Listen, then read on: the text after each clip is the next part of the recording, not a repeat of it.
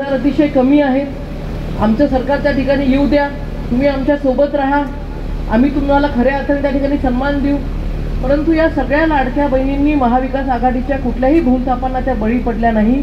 आणि संपूर्ण महाराष्ट्रामध्ये जिथे जिथे महायुतीचे उमेदवार आहेत, ज्या महायुतीच्या सरकारने ही लाडकी बहीण योजना आणली, त्याच महायुतीच्या उमेदवाराला भरभरून आपले मतदान रूपी आशीर्वाद दिलेत. आणि न भूतो न भविष्यती अशा पद्धतीचं मॅन्डेट मिळालेलं महायुतीचं आपलं सरकार त्या ठिकाणी आलं.